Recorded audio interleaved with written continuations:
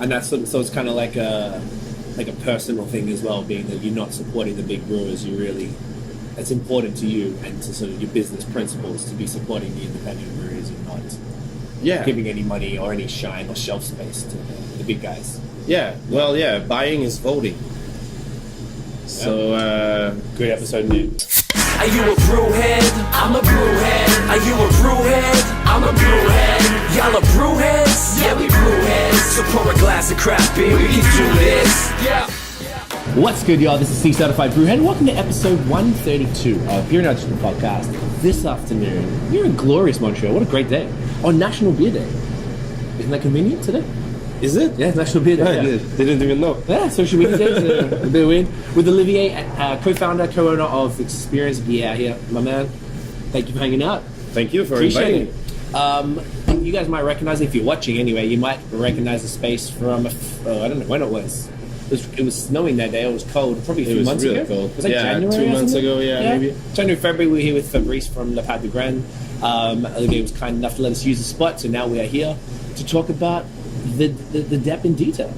Yes, I'm looking forward to it. I don't think we've really done this before. We did one in Vermont, but we haven't really spoken to somebody in this angle of the business. It's a completely different approach. It's cool. Yeah, and it's different than the United States because of the different laws. Yeah, right? Yeah. Which would be good because there's so many different laws that we've talked about on the podcast before, and I don't know the answers to a lot of them. So you might be able to explain why the laws restrict beers from out of province and out of country and all that stuff. So we could probably get into that. Yeah. So we've got a few beers we're going to crush today. Which one? We're going to start with this bad boy, the Vrooden. Yeah, the Kellerbier from Vrooden. It's currently my favorite beer. Nice. I just love lagers these days, and this one is pretty well done. At first, it was a collaboration with Hildegarde. Okay. And it's just a Kellerbier, just an unfiltered lager. Just awesome, really well done. You just taste the malt. It's really good malt. And I'll go get one cola. Perfect. So Vrooden, if you guys saw our vlog when we did Canton de l'Est, we went to it's in an area called Granby, sort of on the way back from Sherbrooke area towards Montreal, and we went to the Absintherie, which was sick. You can come through. Logistics, guys.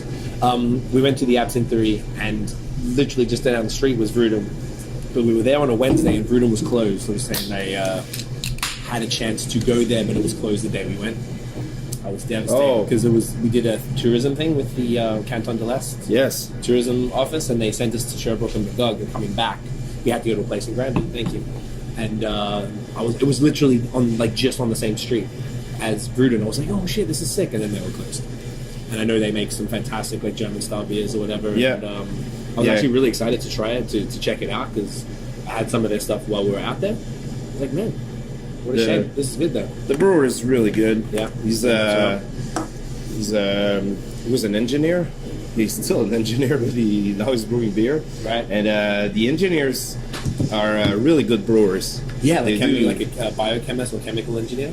Or like an actual structural engineer? No, I think he was working in food, or I'm not sure. But engineers in general is just, they're precise when they brew beers, and they're usually really good brewers. Yeah. Really better than me. Well, cheers. Cheers, brother. Solid. I see why you like that. Drink that every day. I do drink that every day. Malty, bitter. Just nice and balanced. What makes it a Kellerbier versus a lager or whatever? Well, lager is the big category. Style, Kellerbier, if I'm not wrong, is just an unfiltered lager. Yeah. It's not really. You don't really feel the hops. I don't. Well, grab that show. Yeah, it's definitely not super hoppy. And you can taste the really good quality malt behind it. It's just a little round. It's crisp. So easy to drink. Yeah, it's just I can't get enough. I love it, man. I love that the lagers and sort of pills and stuff like that are really starting to get bigger here. I feel like Quebec is a little slow. I mean, you probably have to speak to that. Well, it's kind of a logic, because lagers came late in the big history of beers. You know, the ales actually it was the yeast just mutated. Yeah.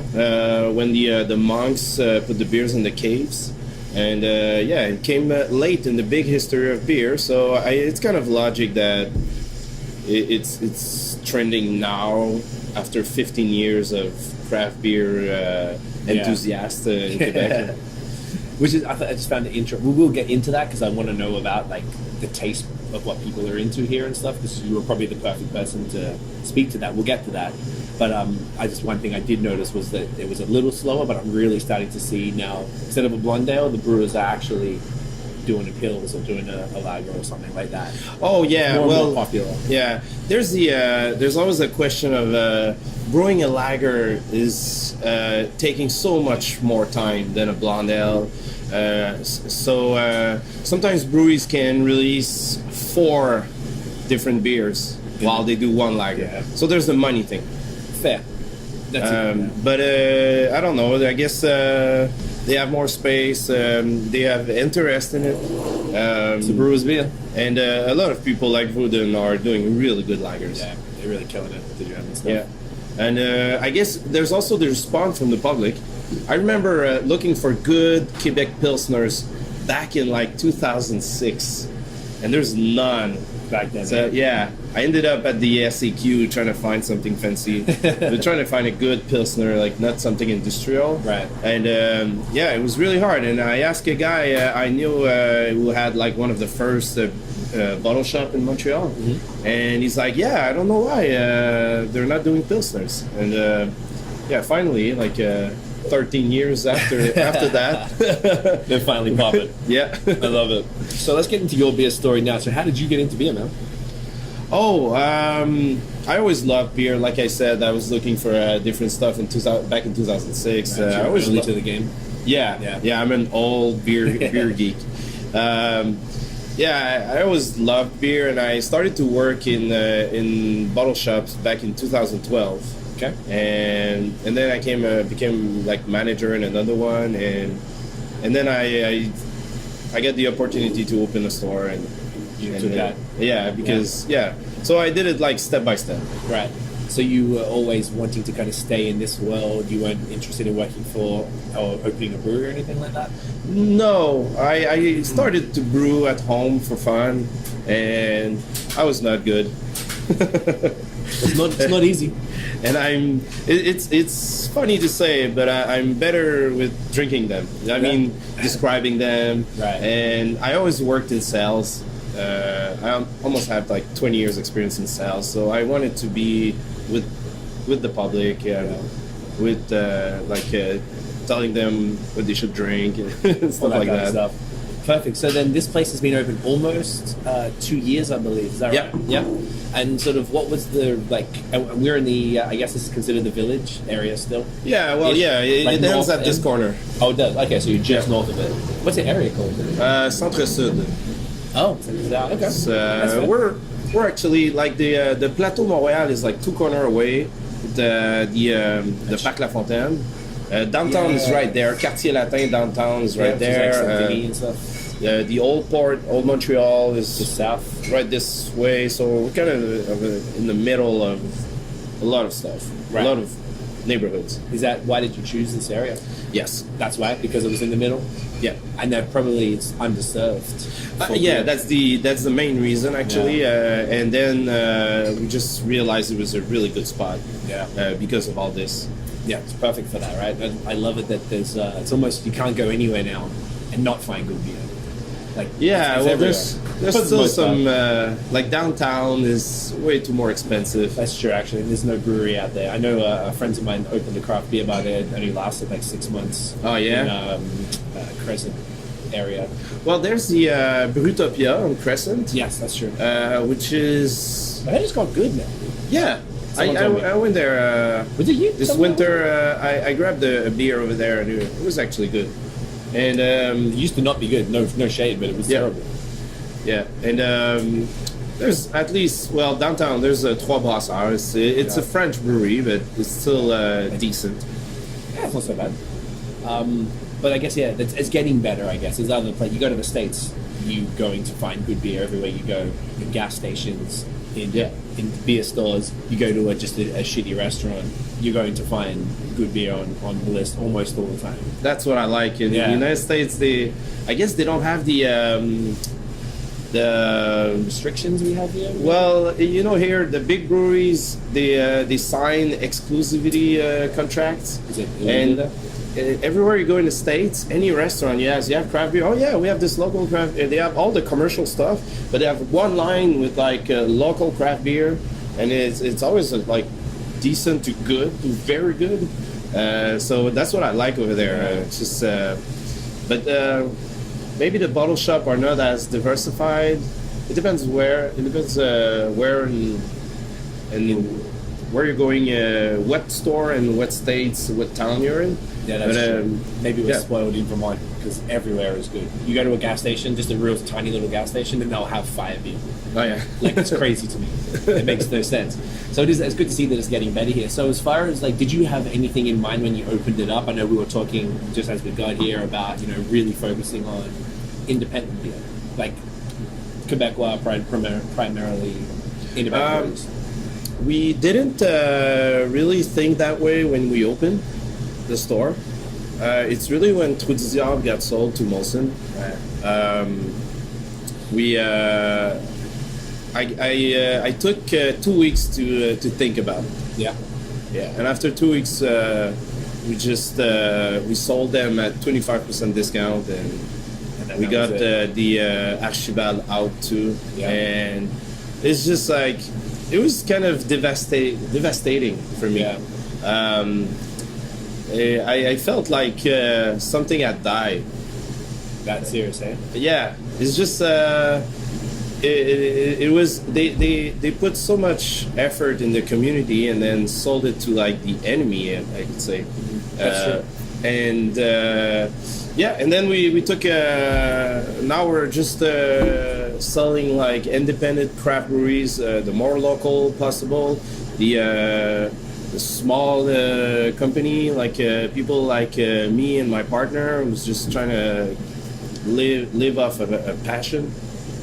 Yep, I like that, and that's so it's kind of like a personal thing as well, being that you're not supporting the big brewers.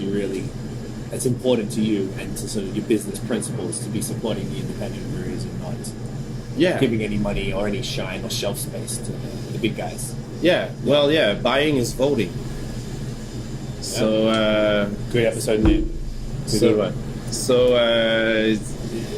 I can choose what we sell in the store. Yep. So why not doing it the right way? Yeah, well said. And I mean, looking around here, you've got a lot of local products from like the food, like the soda. I always see those around here, like the kombucha, like the meat here as well. Like I assume that sort of ethos with independence and local carries through to the rest of your products. Yeah, pretty much. Yeah. There's a few products that are not. Like we used to have like the chips from the United States, but they're good, and people ask for chips and some little stuff, but most of them are independent and small. That's cool. So then, being that you are, like you said, introducing beers, suggesting beers to people who come in, can you speak to the types of beers that people in Montreal are drinking, or people who come through? Like, what do people ask for? Do they, like, what's the palette looking like? It's no surprises. New England IPAs are really trendy. I know you like them. Oh, yes. Sours, fruity sours, hoppy sours, lagers starting to come up. To come up. That makes me happy, yeah. Fruity ghosts. Nice. Yeah. Okay. There's it's a bit mixed. I mean, but, are people looking for like the barrel aged stouts and things like that? Yeah, but not that often. No. Interesting. I always thought that was really popular here. Well, beer geeks love it. And they don't even ask questions. They know they're in the bag. They go in the bag. They grab them. So we don't really realize. That people want them. Yeah. Yeah. The sales are good. So you're like, Yeah, and I think they're gonna be more trendy. Stouts. Barrel aged stouts. Yeah? Yeah, because it's really big in the United States. Usually, Yeah, it is. when something is big in the United States, it comes here, and Yeah. and also it's good. It's good stuff. So Yeah, I'm pretty sure it's it's gonna fine. be bigger. So the people who are asking for certain beers are maybe not the beer geeks then. The ones who are coming in be like, hey, do you have, like, what should I get type of thing? Are they like just average, when I say average drinkers, they're not really super invested in... Yeah, tourists and people are Like not casual drinkers. Casual drinkers. That's what I mean, They ask. They also ask because that's the point of the store here. We Right. give advice. We know the stuff, and yeah, and some people just pick up whatever they want. It's like an adventure for them. Yeah, it's yeah. fun. Want to do that last beer and then we'll wrap Yeah. it up? Yeah, it's I'll go get one cold, but Yeah. it's the DBSQ last release, Okay. which we're part of since Tuesday. Okay. It's Yes, congrats. yeah, DBSQ is the Association of Specialized Store, Okay. and it's a double IPA made from Les Grands Bois. Les Grands Bois, it's always dry, it's always tasty, it's my kind of beer. It's beer you can drink big amounts, big volume. Yes. So I'll go get one. Yeah, totally. I've had a bunch of Le Grand Bois at Vice Versa. They have a whole bunch of there all the time. So very, very cool. I'm not sure where they're based. Saint Casimir. Where's Saint Casimir? Between Trois-Rivières and Quebec. Oh, okay, cool. It's a couple hours from Montreal. We're almost in Quebec. Like Pretty it's nice. in Port-Neuf, and Port-Neuf is like the area next to Port-Neuf is Quebec City. Gotcha. Okay, that's not that. I was just saying, I had a bunch of these guys at Vice Versa. Really enjoyed everything I've had from Grand Bois. They're just on You know, point. Yeah, Les Solid Grands Bois, beers. it's funny because they're against New Haze? England IPA. I think I had sort of like haze from them. Maybe it's one of their session IPAs. No, it could be their collaboration with Grendel, the Fashion Victim, or Sounds really familiar. there was one batch of Mobilo. Okay, that was hazy. Yeah, the Aquafest Mobilo. Okay. Yeah. It came up I had it like this time last year. It came up in my Facebook memories the other day. There's a whole bunch that one night I had like 4 or 5 beers from them at Vice Versa. And I saw some, I'm like, oh, these are pretty hazy. That's pretty impressive. Yeah, but sometimes when you get that, it's An accident. Or An chill accident. haze, maybe, yeah. Hey, either way, I was convinced. So this is a double IPA, 8%. yeah, Smells nice and malty. yeah. It's actually my first time. You know? All right. Well, Yeah. let's see how we go. Get into it. Nice. Super malty, sweet. Little nice. boozy. Not really though. Pretty smooth. Pretty smooth. That's what I like. I just Tropical. I can drink big sip of that. Nice. This is called the Petit Prince. Yeah. Little Prince. I like it. That's good, man. These guys. So you have to be. So it's the. What does that actually mean? Like a détaillant. What's détaillant? Specialized Store Association Association of from Quebec. Quebec. Yes. So now that you've been open for 2 years, you're able to get into that store, and that's a beer that they made just for the specialized store. Yeah. Which is actually it's genius. Yeah. What a cool idea. Yeah. It's one of the ways to fight like the grocery stores that's trying to get that market. Right. Uh, How do you feel about that? Like a grocery store stocking craft beer. well, I don't feel like it's a menace. Okay. Unless they really want to get into it and have people over there taking care and have like a specialized department, which in Montreal is not happening, but it's happening in everywhere else actually. In Laval, there's some IGA or Metro that are going crazy. The specialized stores around it, they're starting to feel it. Yeah. Yeah, so Because I guess there's no other smaller specialized stores in those areas. Is that right, or is it just? sometimes there is, sometimes there's not, which is understandable. Okay. Sometimes there is, so there's like a little war going on. I feel like in a specialized store with people always able to advise you, it's a different market. Right. I feel like if my neighbor is selling coffee, Okay. I won't sell coffee. I like respecting the neighbors and respectful neighborhood. Yeah. But it seems that it's not like that everywhere.